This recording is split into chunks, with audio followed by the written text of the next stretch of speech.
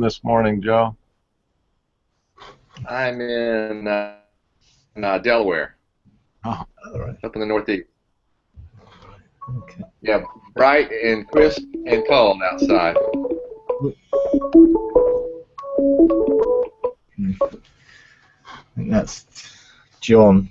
yeah, he was trying to call in, I guess. Yeah, he just needs to answer rather than call. But there we go. Never mind. Anyway, where'd you like to start today? Well, I had one quick question in one of the Hangouts. There he is. Hey, John. One of the Hangouts you had with the Washington group, I think it's the second, Washington 2, I think is what it's titled. Yeah. I believe his name is Mike. Yeah. He had mentioned that he wanted to connect, and I didn't know if you're setting something like that up or. Yeah, I am.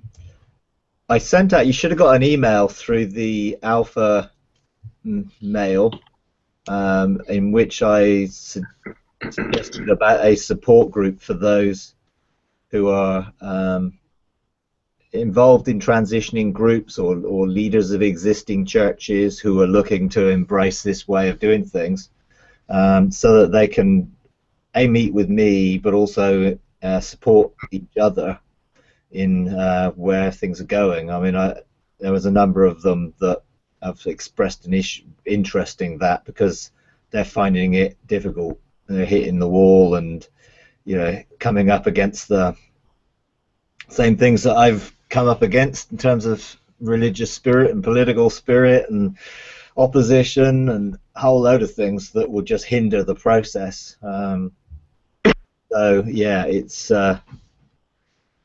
something that I've put out there. I think I've had 5 or 6 people respond so far. So I will do that again. So. Okay, yeah, I saw that. I guess I didn't.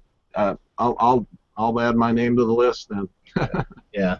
Well, I think it'd be good because I think it's just people have different experiences and they've got different circumstances, but all going through similar things in terms of looking to access these things, engage, develop blueprints and benches of 3 and heavenly structure for government. And so I think a support to help and some where the focus would be on those things rather than just general things. I think that's the thing. So I'll certainly be doing that as soon as I can get everyone together and schedule it. Although my schedule is now pretty overloaded. I've just worked out the 20 groups for the Alpha thing and tried to fit those 20 groups into my existing schedule, which is they're all on the calendar. Whether that's more in hope than realistic ability to be able to engage with 30 odd groups in a week, I don't know, but I'm working on it. So that will be another one that I'm sort of adding to the schedule at some stage. Some of it will be interesting because they're in different time zones. Obviously, they're in the Pacific time zone. You're over the east, so that's 3 hours different. I do one group, which is a private group with a bench. That is, one's in Seattle and one's in Toronto. So we have worked out a time when they can get together, sort of, but we'll see. All right, well, great. Yeah, I'll check that out. Thanks, Mike. Okay.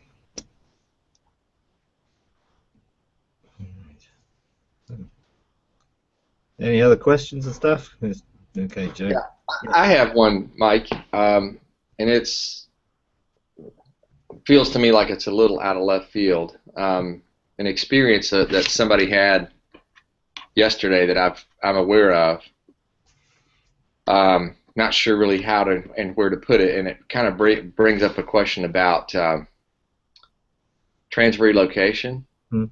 Not that that's like a focal point or something that I'm pursuing, if you will, as an end in itself, but I believe I've heard, I know on some of Ian's talks, his description of that happening a few times, one where he wakes up in the middle of the night and he's bruised and bloodied and evidently had actually been somewhere. I'm not sure if you've had any of those experiences yourself yet or not. I'm curious, based on what you're aware of, your experience and your knowledge of others' experiences. Okay. Yeah. Is that like this person had kind of went out, doesn't remember anything, but came back, and there were some strange things that had kind of happened in the room, like things were in different places or whatever. Now this could have just blacked out for all I know, but the circumstances kind of surrounding it just seems very odd, and it just raised the question. It's like maybe that's what happened. Don't know. I guess that leads me to the question. The best question I could formulate would be this: is when that does begin to happen to people, are they always aware that they've been somewhere? Do they remember that? Like, particularly in the beginning, do they remember being somewhere? Like it could feel like a dream, like Ian described it. It's like a dream, but when he gets back, he's actually got, blood on his body or something like that. Or okay. Well, I think there's quite a number of different aspects to it. Obviously, you have the pure biblical picture of Philip, who was with the Ethiopian eunuch and then found himself, a distance apart. At Azotus, so that was a physical transrelocation, that he was in one place and then suddenly he's in another. He didn't seem to have much choice about the matter. It's like, then you have things like Ezekiel, who's sat down with the elders by the river, and God pulls him by a lock of his hair, it describes, and takes him to Jerusalem to see what's going there. Now, you get the picture there that was more of a translation, or his spirit was somewhere, but his body was somewhere else. So that's a different aspect to it. There's also the whole night watch issue of where your spirit, once it encompasses the soul, can take your spirit and soul to walk in the realms of heaven and remember and be conscious, as opposed to your whole body going, but your body's asleep, at rest, but your spirit and soul are conscious of being in the realm of heaven while you're physically asleep. There are also things of, where your spirit, I go in my spirit to somewhere before I go to sleep, most nights. I go to my garden or I go somewhere to engage, and I can't say I'm conscious of that, so because it's not, my soul isn't awake, if you like, but my spirit has gone there, and then when I wake up in the morning, often I have a remembrance or something's vividly in my mind of something that I've encountered during that time while I'm asleep, but my spirit does not need to sleep, so it's active and awake, and I think that's a case of deliberately choosing to engage your spirit before you go to sleep. I personally haven't really learned how to engage my soul and spirit. A couple of times it's happened, but I can't say I know how to do it, and Ian's teaching on the night watch was somewhat confusing, and didn't really help me at all in terms of how to practice doing it. Right. So those are sort of some of the different ways that people are engaging. Now, we have had personal experience here. I've had a personal transrelocation physically, but not by choice, and also in my car. So my whole car was relocated, something like 7 miles up the road or something, in an instant. So that was an instance where it's happened to me, but I can't say I felt anything. I went round a corner and ended up somewhere else. That's what it felt like.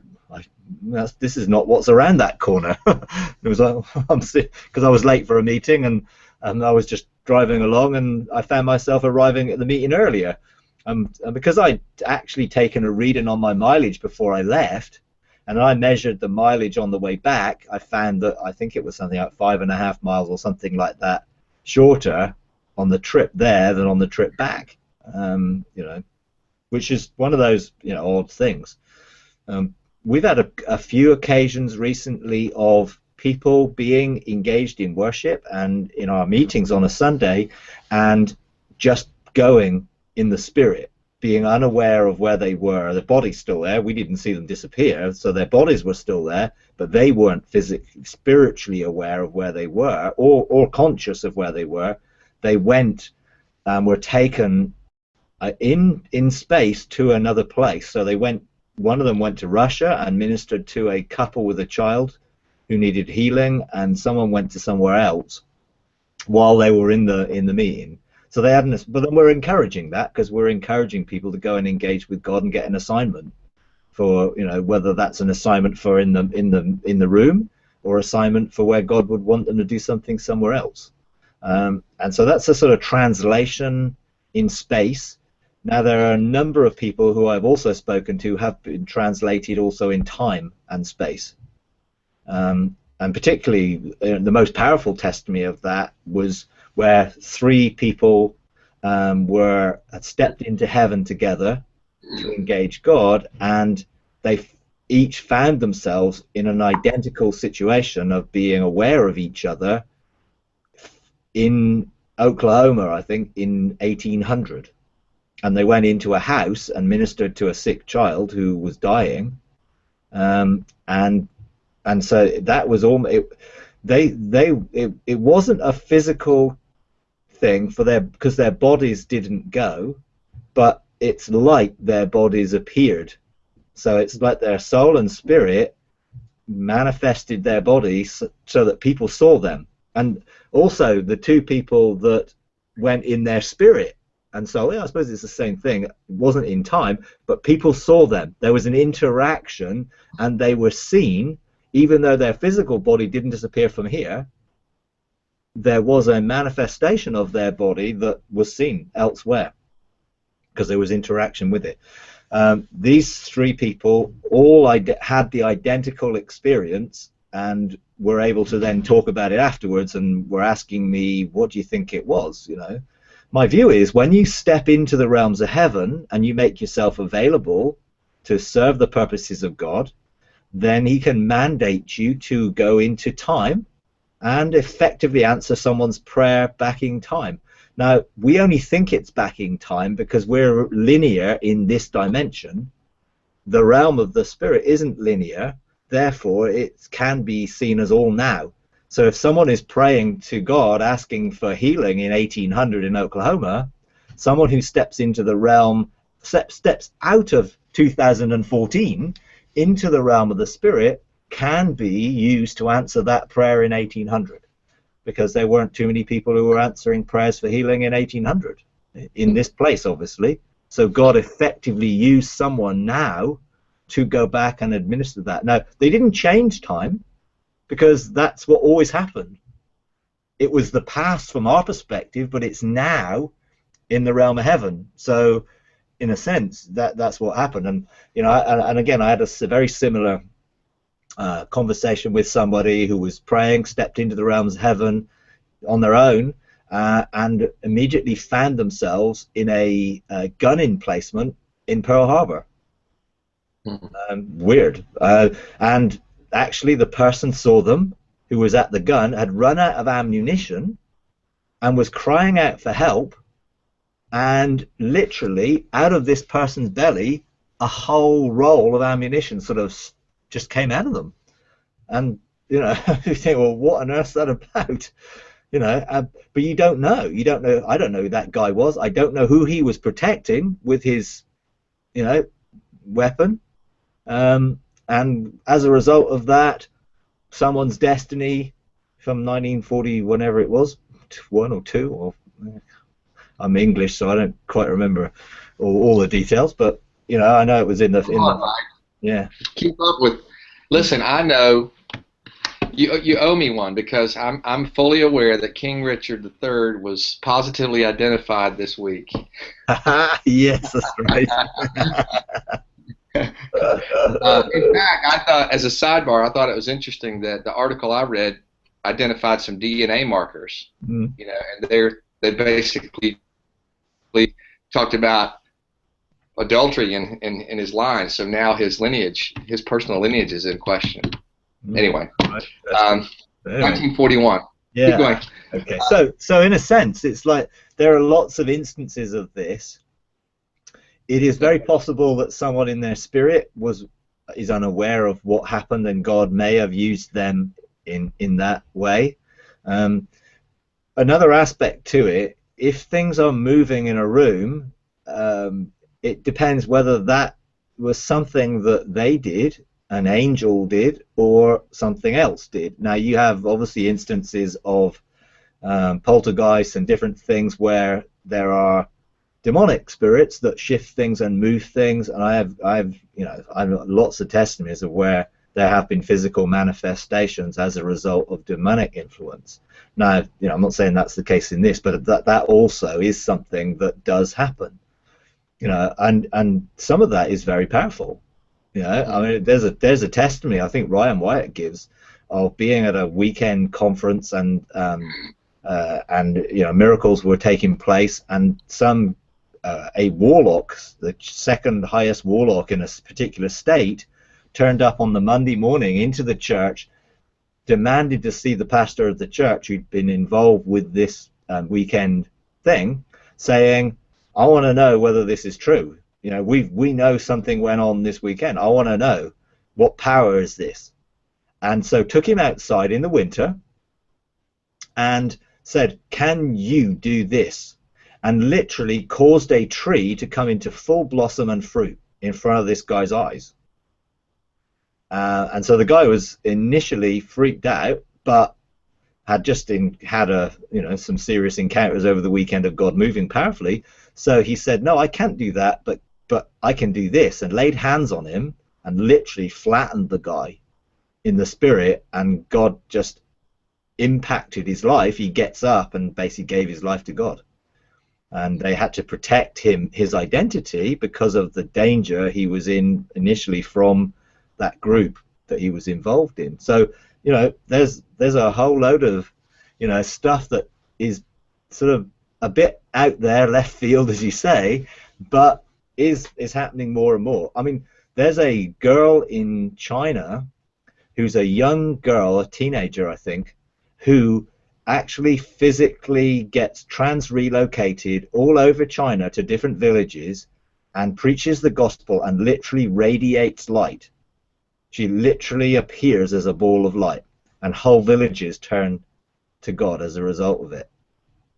There are many pastors and people who are involved in the house church movement in China who have responsibility for churches that are thousands of miles apart, and they need to step out of their door and be somewhere else. So they do, by faith. And they actually are able to engage in relationship to those places by that way. There's a really good testimony of a revival, I think in one of the sort of jungles in Indonesia or Malaysia or somewhere, and there was this revival going on in a village, and this other village wanted to engage with this, but there was this huge river in flood and they couldn't get across, so they decided they would walk across. So they walked across the water to get to this village, and they kept doing it, and eventually someone built a bridge, and then they walked over the bridge, and so they no longer needed to walk on the water, because someone actually built a bridge.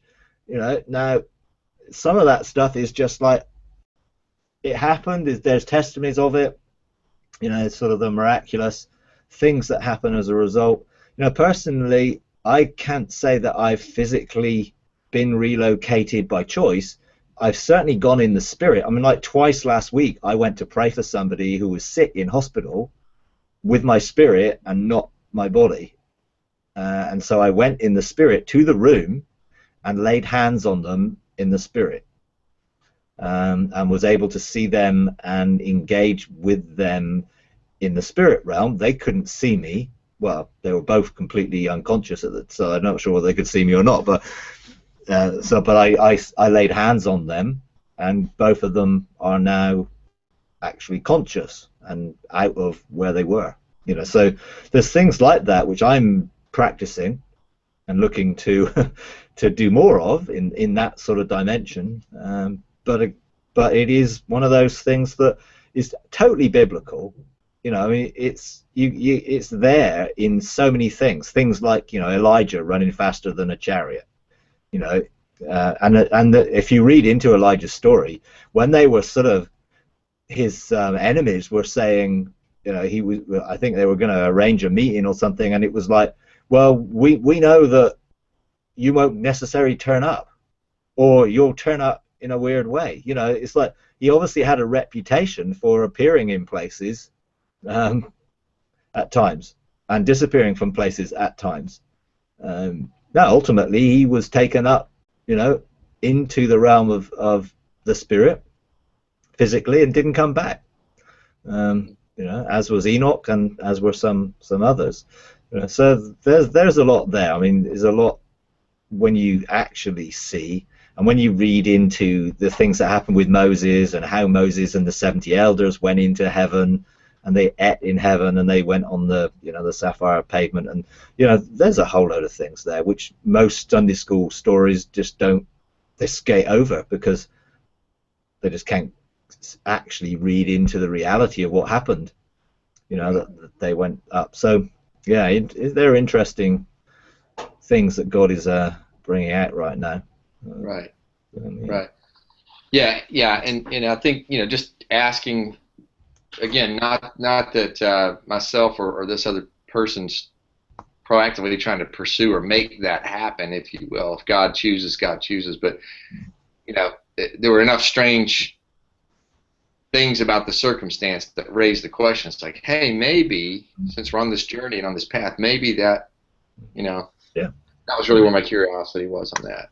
Maybe, yeah. I mean, you know, I don't sort of pass judgment on things in, you know, at all in terms of that couldn't happen now, because I've experienced and seen so many things, and I sort of like, okay, I don't know, but hey, there's an awful lot more possible than I would have imagined that was possible a few years ago for myself, let alone all the other things. So, you know, I now read the Bible with a completely different mindset of its actual literal nature. You know, and those that call the Bible literal actually don't really believe it's literal. They just use that as a way of having their interpretation. But there's a whole load of physical, literal things that we do need to embrace. You know, like engaging the throne of grace. And where is it? And how do I get to it? And how do I draw near to it confidently? Well, it's not in this realm, so I have to be able to access it in that realm. And there are so many scriptures like that which have just been spiritualized because no one envisaged that it was talking about a real thing. So it was a spirit. Oh, well, I'm just praying, so God will hear my prayers at his throne, because my prayers will ascend to his throne, rather than, no, I need to go, you know, and draw near. You know, it doesn't say pray, it says draw near. You know, come boldly to the throne of grace. You know, there's nothing in there which indicates that it's just us praying and our prayers go there. You know, but that was the only way people could interpret it if there wasn't any possibility of it being real.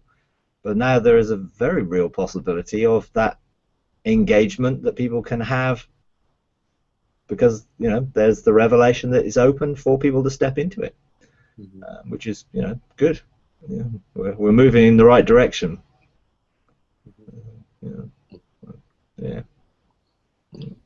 Thank you. Okay. Anything else? I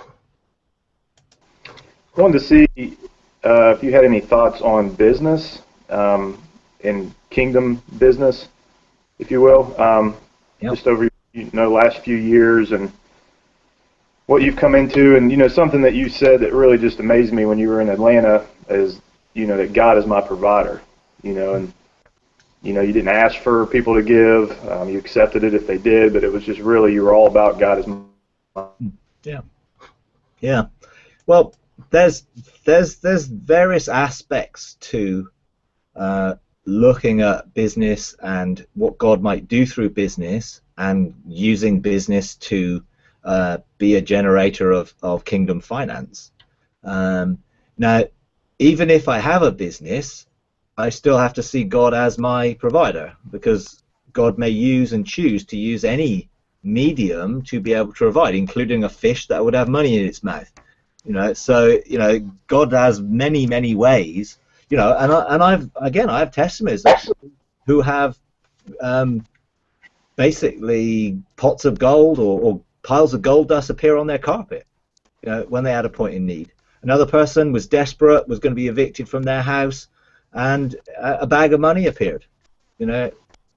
So God can do all sorts of things. Now, that doesn't excuse us for being lazy and not because he also says it says in Ephesians, those who don't work don't eat. Now, I think that was not talking about those who couldn't work through sickness or ill health or because they couldn't find a job. It was talking about those who didn't want a job and therefore wanted to do nothing. Now, if we're, in a sense, we all work full-time for God, regardless of it, because we do everything as unto the Lord. So everything we do is a service unto God, and therefore should be done with the right attitude and the right heart, and God can use that for our provision. But one of our mountains here in the church here is the Enterprise Mountain, and that Enterprise Mountain does contain the establishing of businesses and entrepreneurship and witty inventions and things that God does to create kingdom finance, and to also help people to rehabilitate their lives and other things that we do. So we have a model that we use in terms of business creation and business generation to help people re-engage in life, and also we have models where God uses that to meet needs. So for us, it's one of our mountains. Now there's a whole load more that goes with it in terms of enterprise, which I'm not on that mountain, and we haven't actually had it shared here. It's going to be shared on the 4th of January here, so I'm looking forward to it, because it encompasses a whole load of other stuff. But God can give people dreams, visions that inspire them to have creative abilities to make finance. I remember reading, I think it's in one of Bill Johnson's books about dreaming, that he quotes a guy who had a dream about how to make a bow, like a bow and arrow bow, and it was a one-piece bow, whereas most sort of modern fiberglass bows and things, or graphite bows, were two-piece and they had to be put together. He came up with a dream for a plan for it, and actually he then started producing it and then sold on the business or the thing to it, and that funded his life in the kingdom. I think he was a worship leader or something like that, and that was enabled him then to do that because he was financed by it. There are other situations where people choose to live by faith, as it's called, and they don't actually have a physical job, but they trust God for God's provision. Now, if you do that, then you can't try and help him out. It's not like then I'm going to manipulate things, because we have that all the time. Well, can I come and speak at your church? Well, why do you want to come? Well, the reason they want to come because they need the offering. And that's trading on a wrong floor. It shouldn't be that way. But many people do that, and then they bombard everyone with requests to come and preach at their church because actually that's their source of income. And so there's a fine line between saying I'm available and I'm available because I'm actually in need, and if I haven't got these meetings this month, I won't be able to do them. So that there's a whole thing around it, where I'm not against business in the slightest. But I do believe the economic system is going to be somewhat changed in what we're going to walk into in the future, and therefore we need to be prepared to live a different way. And it's very interesting. I was talking to someone yesterday about the cities of refuge, and they were saying, well, what is your view of a city of refuge? And then they were saying, well, people are talking about cities of refuge, but what they're doing is stockpiling food, and they're doing this, and they're stockpiling that, and they're making extra rooms. So they're doing something in the natural dimension, having interpreted what a city of refuge it is from that perspective. rather than, okay, my view of a city of refuge is it will be the place where the kingdom is manifested on earth under the rules and laws of heaven and not earth.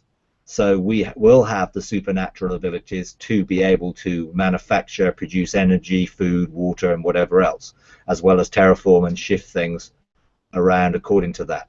So in terms of business, we have developed a number of them, and we use those as a income source for some of our social projects, if you like, which engage the community, and we use them to help people in the community get jobs and have meaningful occupations so that they can rehabilitate themselves back into normal everyday life.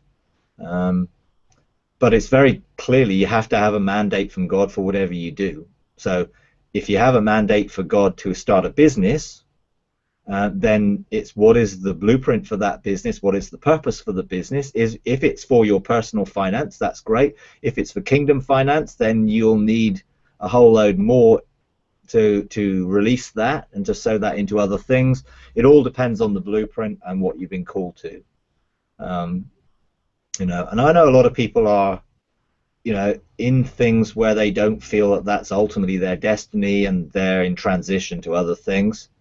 You need a very clear mandate from God to shift what you're doing into something else, because if you're not in faith, having heard that, then you'll struggle. And anyone will struggle if they're doing something because it's a good idea, and then when the pressure comes on, the difficulties come, they find it difficult to press through them because they've not really heard God, or if they thought they heard God, and when it comes to, oh, this is a bit difficult, or maybe I didn't hear God in the first place. So be very clear that you've got a clear blueprint or mandate for whatever you do. Then you can call on God, and you can trade on that because he's given you his word. And then you can say, right, you call me to do this, it's your responsibility to provide. And I've done that with God. It says seek first the kingdom. Now the kingdom is God's rule, his rule associated with my life. So it's his destiny for me. I'm seeking first, so I put that first above everything else, and he says he will do everything else. So he will meet all the rest of the needs. And it talks about don't worrying about where you live or what you're going to eat, what you're going to wear, and those things. And therefore I hold him to that. So I'm too busy to do a whole load of things that people who aren't as busy as I can do. So I trust God to do them. Yeah, and when he isn't doing them or appearing not to do them, then I go and challenge him on it. And he's perfectly fine with that because he wants me to remember the covenant that I have with him, which is of exchange. I give him my life, he gives me everything I need in my life to be able to fulfill his purpose. But you have to have a relationship with God which is pretty intimate to be able to do that. I wouldn't have done that a number of years ago, or I wouldn't have even seen it from that perspective a number of years ago, but I do now. So I am aware of God's provision, and I'm also aware of the dangers of financial issues, because that's a major trading floor that the enemy uses to create fear, control, manipulation, and a whole lot of other things that are associated with finances in our lives. But certainly business, totally see that God is using people to create businesses and giving them ideas and inventions and things to provide finance. Yeah.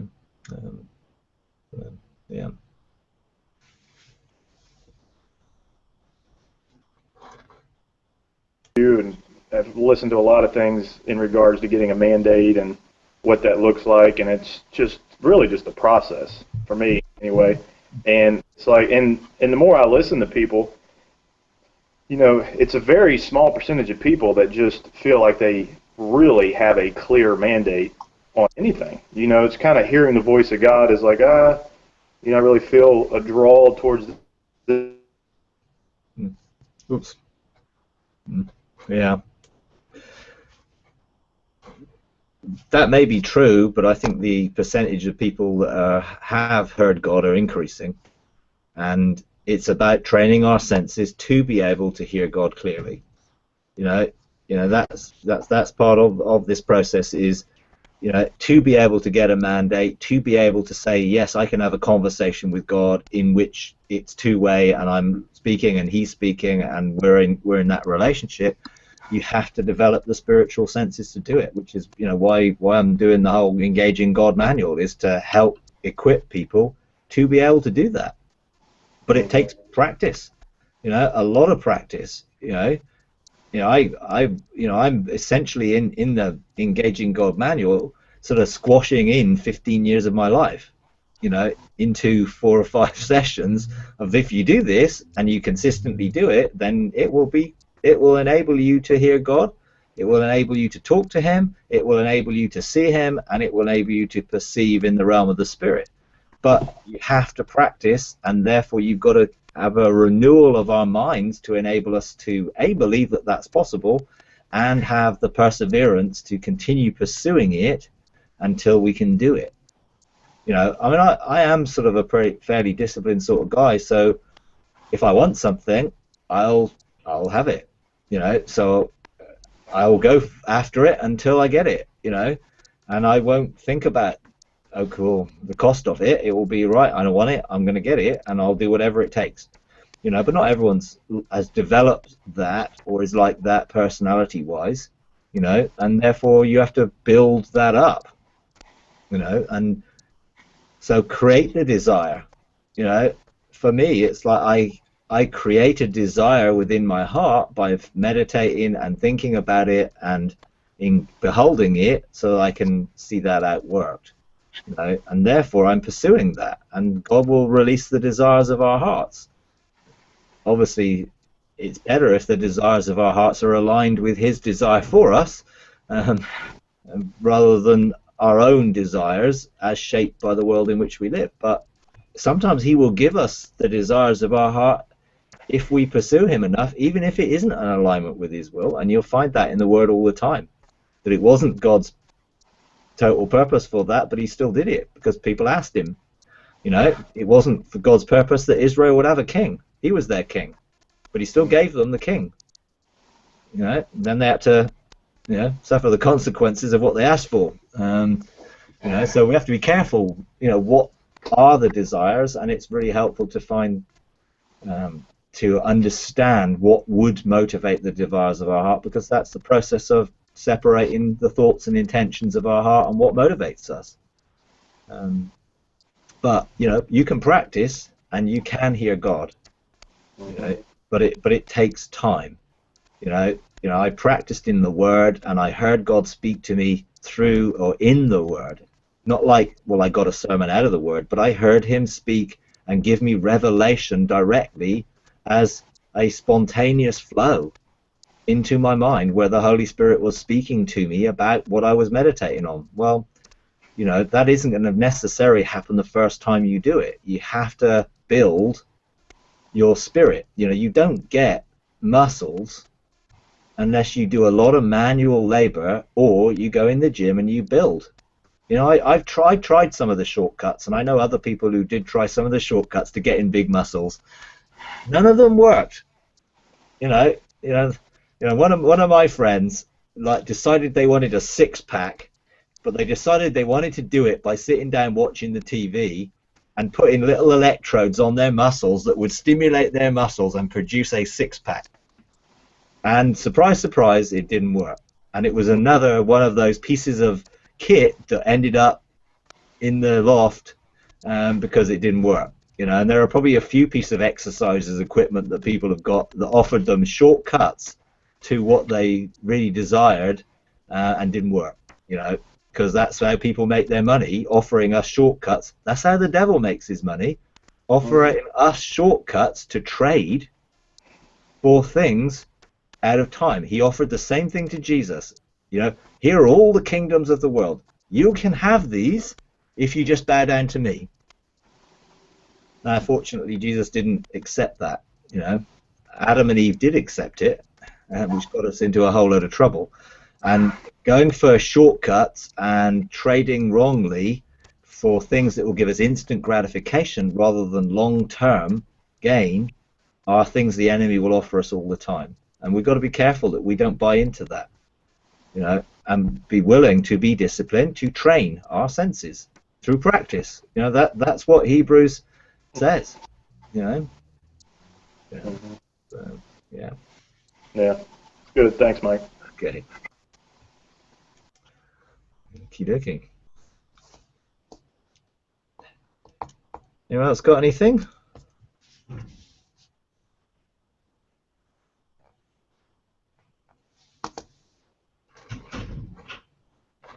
Well, Mike, I got another just general question. You had mentioned in one of the Hangouts recently about how doing like a virtual church or online church. Is that something you guys are doing over there now, or that's something you can talk about? Yeah. Well, yeah.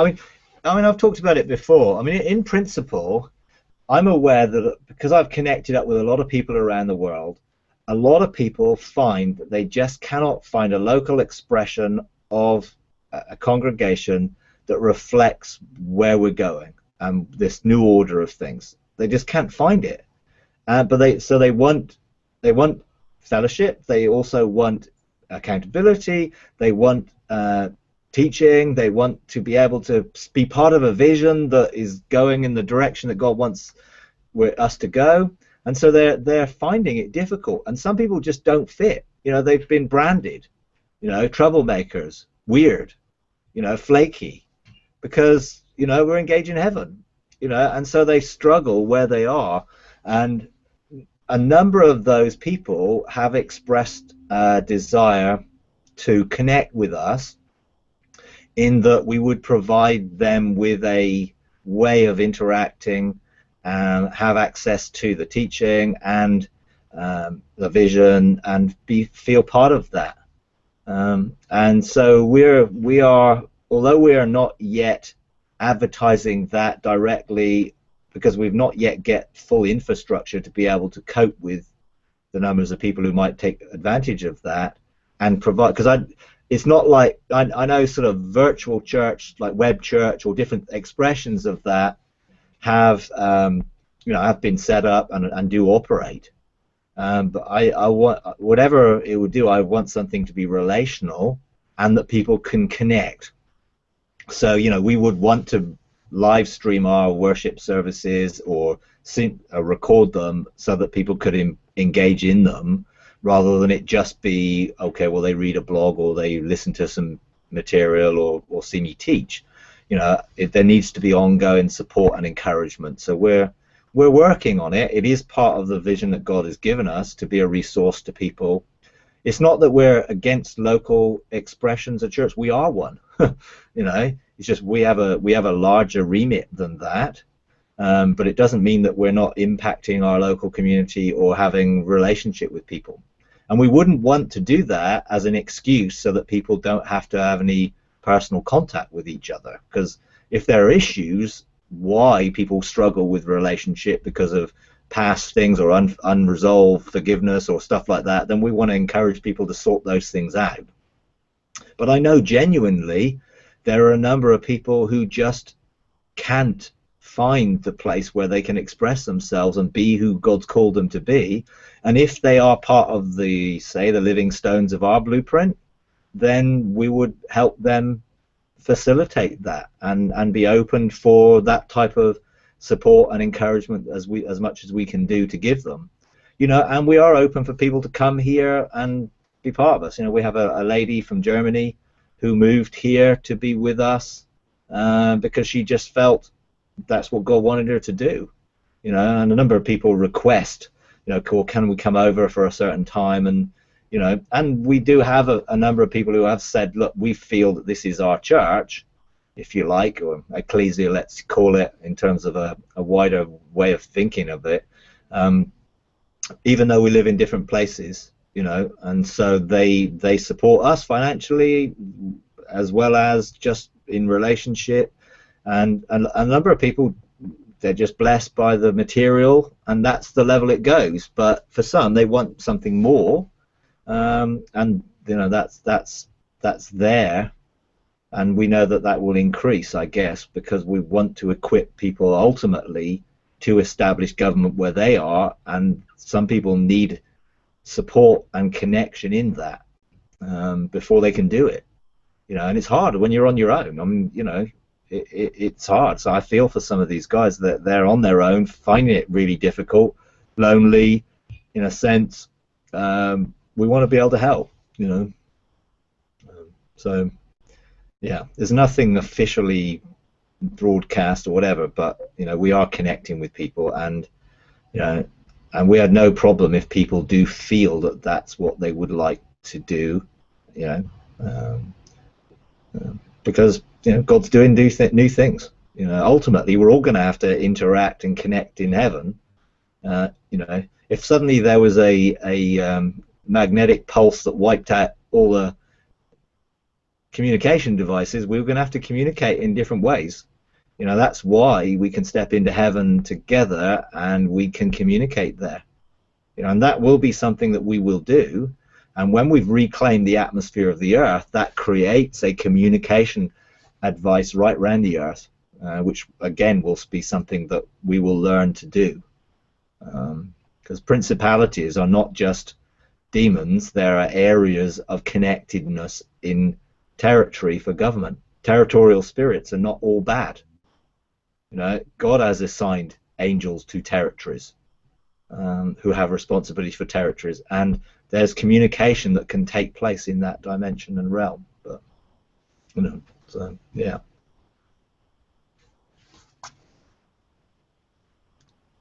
Good, thanks. That's good. Thanks, Mike. Okay.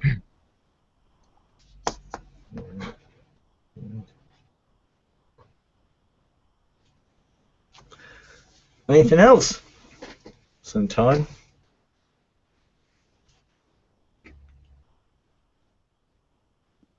I don't have any other burning question at the moment myself. Fine. AC, you got anything?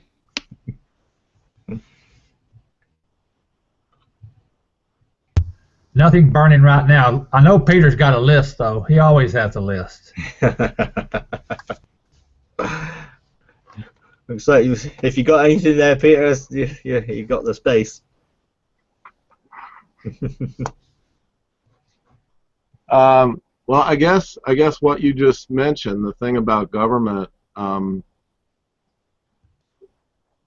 how do you see us getting to that place of being able to do some of those things like you're talking about, the atmosphere of the earth and taking those places of being those principalities instead of evil but good, and holding those places over regions or areas or whatever? How do you see that actually practically outworking?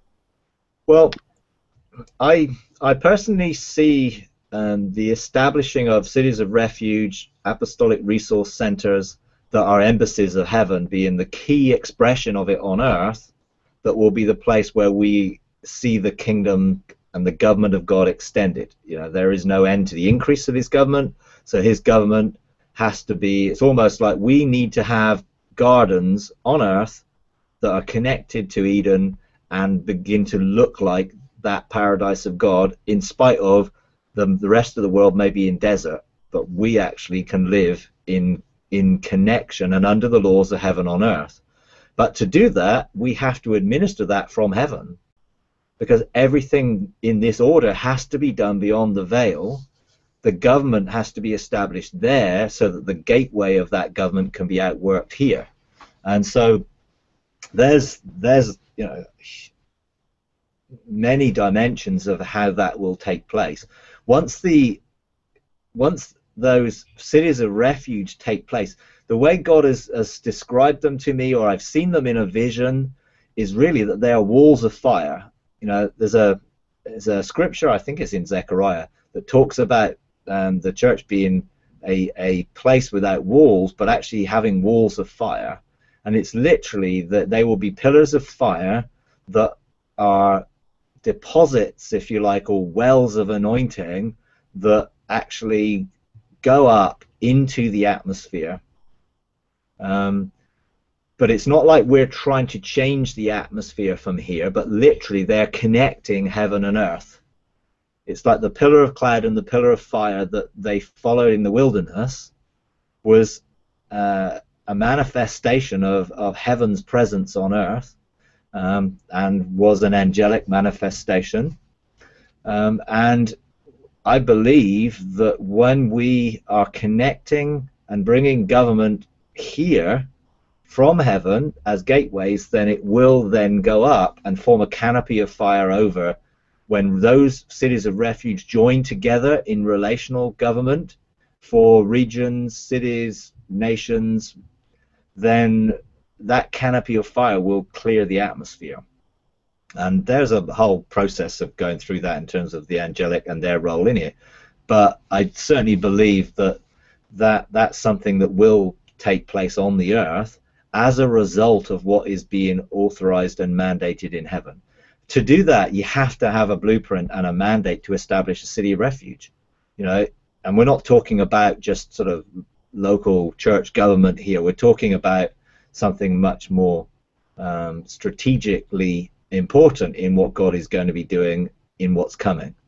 And therefore, you have to have a clear apostolic mandate to do that, and a blueprint which establishes that on the earth. And there are many different blueprints, and not all of them will be for those.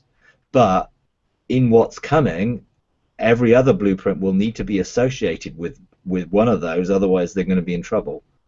You know, and so when we're looking at heavenly government, then we're looking about legislation. And what we're learning to do now is we're learning to outwork the principles of the kingdom as lords in the realm of the kingdom of God.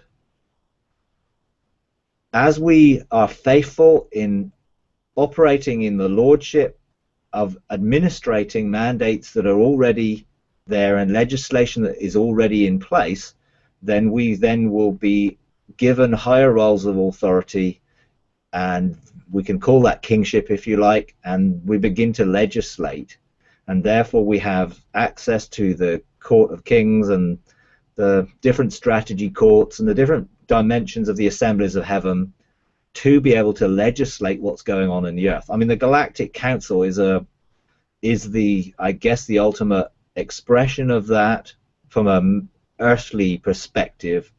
I mean, I know Ian's view of that is interesting, in that he feels that there are 70, and some of them are positionally in that place but don't know of its existence or actually know how to operate there, but actually their whole lives has been a call into a governmental sphere. But he's expecting that those 70 are going to be replaced by those who are actually actively going there and engaging and administering the affairs of the nations from that place. And so we're in this transition from what has been to what will be.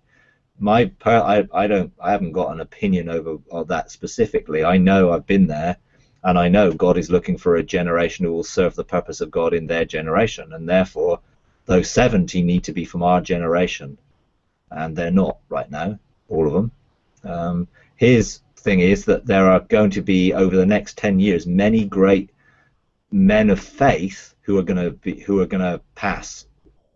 And he quoted Bob Jones as the first, who basically passed to allow another generation to arise. I don't know, some of that is interesting stuff. But literally, you know, there is a table in heaven that releases the blueprints for government, and our administration of creation will be totally different from what it is now. And as we embrace government, I believe the roles of the chancellors, the roles of the 12 chancellors' houses, those roles will fall to men who are operating in the realms of heaven, because that's what they're always intended to be. They're being caretaked, if you like, by angelic beings who will become the administrators for the men who are called to those positions of government. And hence, there are those being raised up for the tectonic plates, there are those being raised up to shift the nations, and there's a lot of stuff going on, a lot of activity to prepare people for those positions of government. You know, I think everything is going to be different. I mean, it is very difficult to describe what has never existed. It is, you know, even though when you see it in the Word, people saw things that never existed and were finding only the words that they knew in their existing thing to describe what they were seeing. You know, how would you describe something that you'd never seen in terms that you didn't have? You'd have to use some sort of analogy or something to help describe it. And Paul said these things are inexpressible. You know, he was seeing into how the realm of the spirit functioned and the realm of understanding quantum engagement, and how could he describe that? He couldn't. It was inexpressible. You know, so yeah. I mean, there's a whole lot. The main thing is follow the process, walk in his ways, be faithful in the stewardship that we've got in this realm, be drawn into intimacy to become friends of God, and then accept the commission, the mandates given to operate in lordship, kingship, sonship, continuing to be faithful at each level, humbling ourselves under his mighty hand, letting him exalt us, not looking for position, not looking for recognition, not looking for people to recognize us, but to be recognized in heaven, looking for the angelic recognition that we are reflecting heaven on earth, that we are also in a position of government. So when we are on our mountains, then heaven recognizes that. Ultimately, we to sit in the places where we're seated with Christ, and that's a different dimension of government than when we're on our mountain. You know, and again, we'll learn how to engage that. But, you know, I know there's a lot of activity. I know that a lot of people are having encounters, a lot of the forerunners, a lot of people are engaging wisdom, which is key in this, because she will definitely help us with the protocol of government. You know, but if you can't bring government in and through your own life, you're not going to be able to do it through any other form of a bench of three, you know. So for me, someone who's on a bench of three has to have the government of God operating in their own life, because they are a bench of three. They're spirit, soul, and body functioning together. Now, I'm not saying it's all perfection, because we're in the process, and God is teaching us as we go. But, you know, there has to be a degree where we're functioning in our own mountain before we can function on a corporate mountain. You know, otherwise we won't have learned to be faithful with administering the principles of the kingdom in and around our own spheres of government. You know, and then as we're faithful, those that are called to higher spheres of government and into particular roles within the realms of heaven will begin to get those things released, and they'll have encounters where God will release them and give them things like, you know, scepters and then orbs and seals and different things as symbols of what they've been given in terms of authority. You know, but it is for us to administer creation. It was always God's intention that we should do so. You know, it's just Adam and Eve were offered the shortcut to do it without God. You know, and they entered into a covenant and accepted a pathway that, you know, wasn't a good result. You know, so we must always be aware not to take shortcuts. You know, not to be tempted to take a shortcut and trade wrongly, but to follow the right path. You know, and some of those things will lead us back to ancient paths, and some of the ancient hooded ones who are turning up to get us engaged with, you know, what our eternal destiny is, and, you know, all this is part of it. I mean, it's such a huge thing, but I know it's happening, you know, and I know from just talking to people and some of the things, you know, there's a huge issue right now about engaging the sapphire pavement and the sapphire cube, just massive stuff going on, you know, because that's all about this place where government gets released. And it's where, you know, God called Israel as a nation to be a nation who administered the world and were the light for the world and would administer the world out of heaven. and they sent Moses. Yes, 70 elders went, but ultimately it was like, well, no, Moses, you do it. You know, and that wasn't God's intention that one person should do it.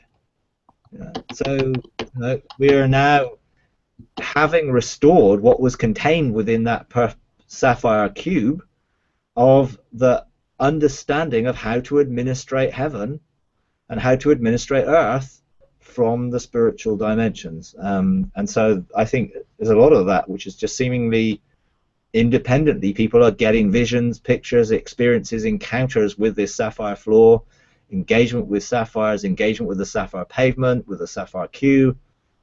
You know, I've been there myself, so I know.